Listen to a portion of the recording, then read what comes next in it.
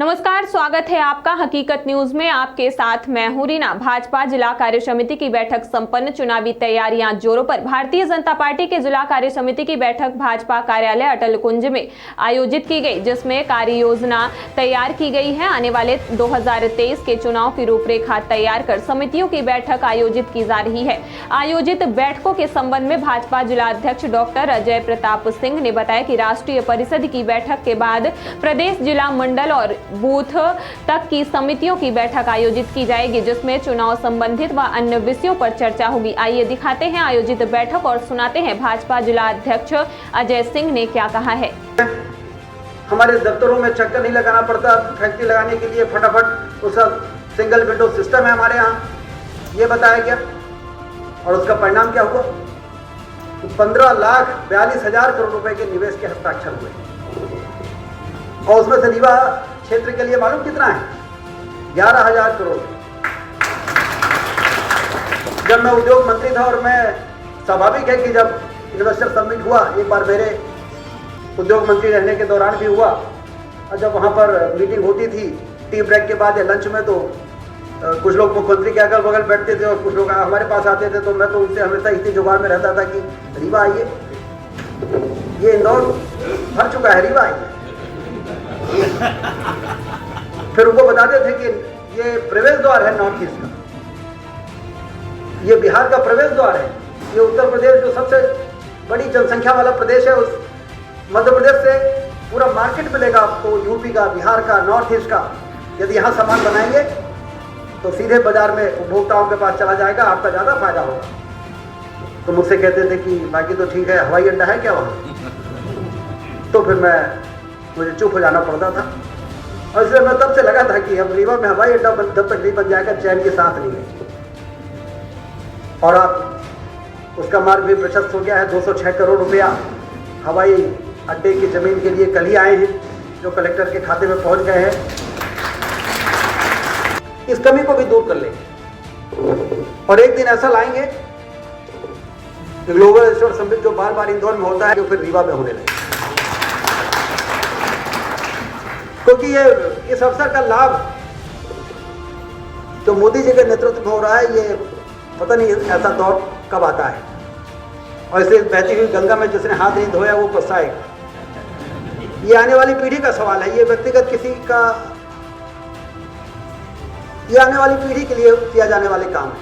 क्योंकि हम लोगों ने वो दौर भी देखा है जब गरीबी के कारण महासागर की नहरें नहीं थी, हमारे यहाँ के लोग छोटी छोटी नौकरी, नागपुर के छोटे छोटे होटलों में छोटी छोटी नौकरी करने के लिए मजबूर होते थे।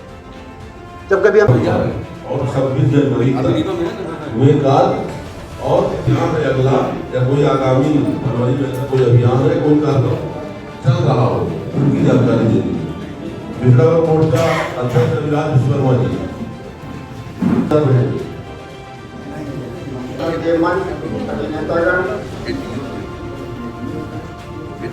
भारतीय जनता पार्टी पिछड़ा वर्ग मोर्चा द्वारा प्रदेश नेतृत्व में 2-3 कार्यक्रम किए गए। एक तो प्रबुद्ध जन संगोष्ठी कार्यक्रम करना का पिछड़ा वर्ग के और इस पार्टी के सम्मानित नेता अनुवक्ता के रूप में सम्मानित राम सिंह जी गए थे।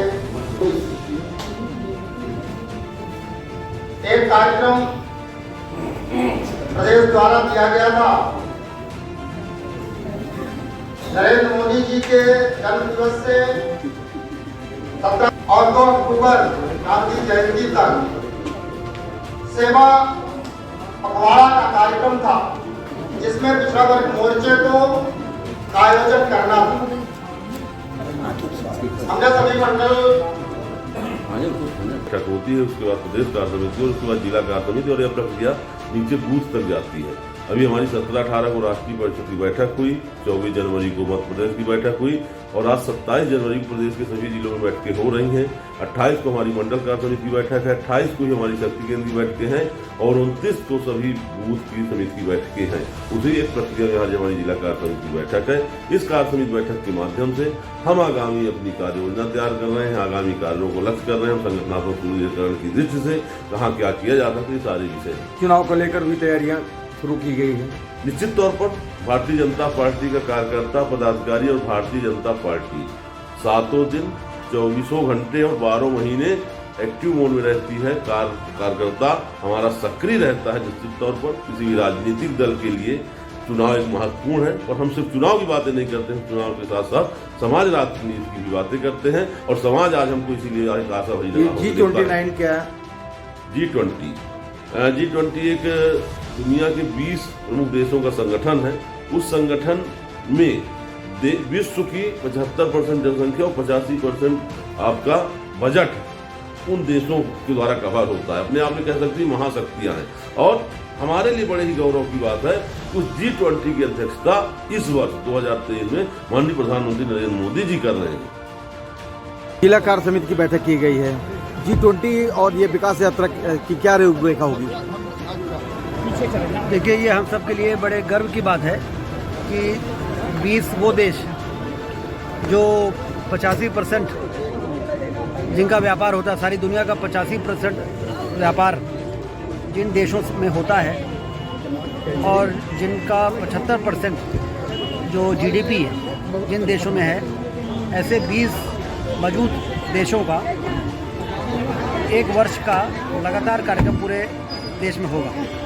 200 बैठकें होंगी, 200 स्थानों पर होगा, बदल बदल के वो भारत को जानेंगे। प्रधानमंत्री जी की मंशा ये है कि भारत जिस तेज़ी से विकास कर रहा है वो दुनिया को मालूम पड़े और हमारी अर्थव्यवस्था में और उछाल लाने के लिए जो आवश्यक सहयोग इन देशों से हमारे देश में लिया जा सकता है, उसको हम तमाम संभावनाओं को सफल कर पाएँ। इस उद्देश्य से ये जो G20 का सम्मेलन हमारे देश में हो रहा है, ये आप देखेगा इसका बहुत ज़बरदस्त असर विकास यात्रा निकाली है। 2024 में दिखने लगेगा। ठीक।